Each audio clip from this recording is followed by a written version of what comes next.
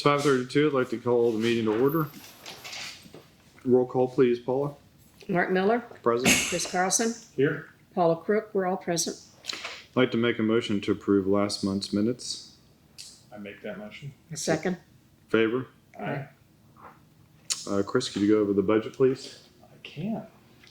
So, beginning budget, beginning of the month, last month we were at 756, 768, 79.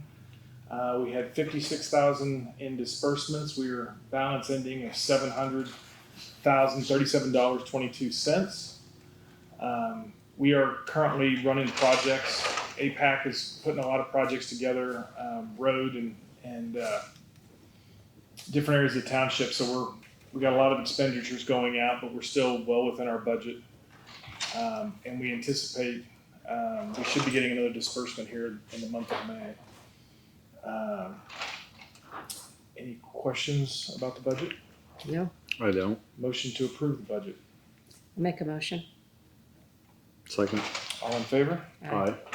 Budget approved. Road assessors report, please, Chris. Currently, we've got almost all the projects we had discussed are underway in some fashion or they're scheduled. The extension on 159th and Pawnee, or 159th and Harry, that the Sedgwick County requested because the radius was too small, it is complete. I know that they've gone out and looked and I think surveyed the intersection at Lahoma and Clark. I don't know if they've started work yet on that one. The rain, I think, set them back. Barry went out and worked on 29th Street today. And let's see, then 29th includes 143rd and also 24th, those gravel roads. He did Minnehaha North gravel roads this week. We are adding, as a safety, I'm adding a speed limit sign to Kincaid on the eastbound lane of Kincaid, right after it crosses from City of Wichita housing area into our neighborhood. Seems getting a lot of flack over people just flying in, and then when they see the stop sign or the speed limit sign is about 500 yards away. When they see it, they hit their brakes and they slow down. But there's nothing when they come into our neighborhood. So John is set up. I think he's doing it Friday. I'm going to put that in. But I think for right now, that's all I have on the road report. I was having some conversations. There's some culverts on Richfield that are not draining real well. So Barry's going to go out and take a look at them, assess if they're actually collapsed or if they're just full of stuff, and he'll act accordingly and get them working. Okay. So that's all I got. Thank you. Chris, do you have any old business? Unless we want to, no. Okay. I've got a few things for new business. Like Chris was mentioning, we're also going to be putting in some speed limit signs in the St. Andrews entrance location. John's already tracking that. He's going to help out with that. Got hit up by some HOA members because they're, as you know, predominant in that area. And so they talk to me quite often about things on top of that. And I guide them in the improvement district area, and then the improvement district is therefore on board. And then the other thing was there was some damage from the tornado in the area of 159th and Pawnee and Harry. Does that sound right? And I think we were going to wait until we saw what FEMA had to do before we actually started hiring anybody or had John go out there and start working on all the debris removal. Because I think that they should be able to cover a lot of that stuff. Does that sound right? Yeah, so emergency management is engaged, and they're doing a lot of stuff. There's a lot of volunteer crews out there working, and while they're doing their thing, I think it's just wise on us just to hold off. And if they end up stacking anything out in our right of way that we can move, then we can just come in and clean it up. But they've got some crews out there with some pretty heavy equipment doing cleanup. So I think that at least for right now, I think we should just hold off and see where the cleanup goes, and then evaluate when they stop working in that house, that area. Sounds like a plan. And if you don't have any new business, I'd like to make a motion to close the meeting. The only thing on new business I want to talk about was the Kellogg flyover. Okay. So, as we all know, Kellogg has been under construction for, I don't know, its entire life. So the county commission voted a couple weeks ago to extend the flyover from Webb all the way to about a quarter mile past 159. And it'll be an elevated roadway right now. So, which means that 143rd will go under, 159 will go under. It does affect areas that Minnehaha is responsible for. I have reached out. I found the engineer in charge at DOT, and there is a public hearing sometime in the month of May that we will be invited to, that we can come and talk about what their plans are and what their intent is for dividing the residential neighborhoods from the roadway. So. Okay. That's all. Okay. He didn't make it kind of a rough guesstimate at all the time. He just said May, and he'd email me when the schedule came out. Okay. So it could probably end up being June. It could very Could well very be. well be. Okay. We're halfway through May. They are surveying right now. They started surveying on February 28th, and their survey boundaries are pretty wide. Preliminary drawings make it look like that Quick Trip and the car dealership will be no longer there in their current location, because the road, it looks like it's going to be pushed north a little bit. But according to the gentleman I talked to, he said that no final plans have been designed, so he can't tell me one way or the other what's going to happen. Okay. Like to make a motion to adjourn the meeting. I motion. Second. Favor? Aye. Megan? Hi. Hi. You have any questions? I do have questions on that, but I wanted to thank you guys for redoing the roads. I wanted to thank Minnehaha Township for redoing the roads in our area. They look really nice. They Well, haven't done it. the corrections,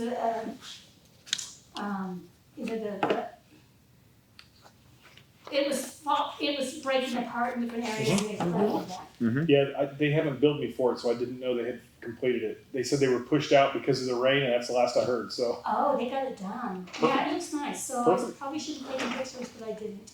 Oh. Because I thought they would have told you. I thought that part would have Well, been. usually they tell me when they send me an invoice. Okay. With no pictures. They haven't sent me the invoice No yet. surprise. I will go out and take pictures of it all. And they corrected another area on the cul-de-sac that goes to the east that I obviously didn't look at well enough, that needed correcting, so they did that too. So, that like in one cul-de-sac there were two areas where they did repairs. Yeah, I had them look at, I think it was all 4 cul-de-sacs, just to make sure that they were all okay. I think it's 4. They were working Is it 3? similar at one time, I know that. Yeah. Unless there's some, It there's was all the another ones area on- they did that cement work at the same time. And I, of course, didn't go to try to find that area, but they may have repairs that need to be done too, since ours was having problems. There's only one other thing is, with all the tornado stuff that went through, they said there was a part of southwest Sedgwick County that didn't have tornado sirens. And so I don't know if that covers Minnehaha Township, or if Minnehaha Township would have any input to that, but that concerned me because we had sirens in our area and I took cover. Well, we have a siren a quarter mile from my house, and it didn't even fire off until a tornado was already hitting Andover. Oh my. And I watched it go from the east to the west. Okay, did Or from the anyone west to the else? east. I got a notice on my phone first. Mm-hmm. And then I'm like looking outside, and I had the TV on. I had the TV on all afternoon because of the weather.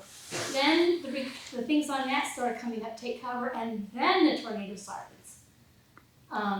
Yeah, they were very late in putting those sirens out. Was it because it just developed? That's the area kind of where it developed. Yeah, I mean, I'm not a meteorologist, but I mean, there was an image that someone shared with me that basically the tornado formed behind the storm cell instead of as part of the cell. So all the weather people were watching the cell and didn't pay attention to this thing starting behind because it's not typical for a tornado to start separate of a storm cell. Yeah. And that's what it did. So, I mean, thankfully no one was seriously hurt. But you at least had sirens in your area, or did you guys have? Yeah, Okay. but by the time if the tornado had maintained its path, it would have gone through our neighborhood, and those sirens probably wouldn't have gone off in time.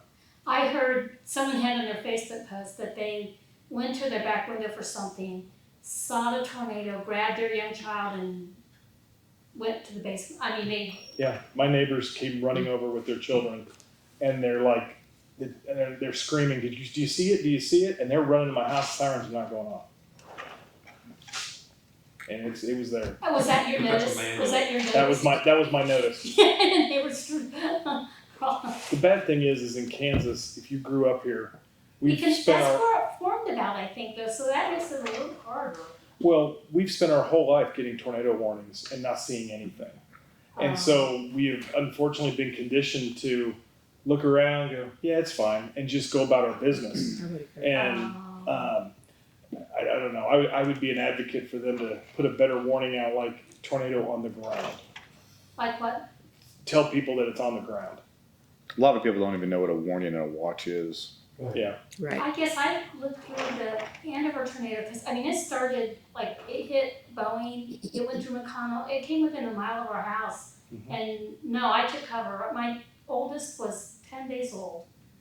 No, I some of us are old enough we remember, and if you'll talk to people in Andover, there are people I've run into who got hit from the original Andover one. And other people had to help them climb out of the basement. The whole house was gone. Yeah, So you guys are just young.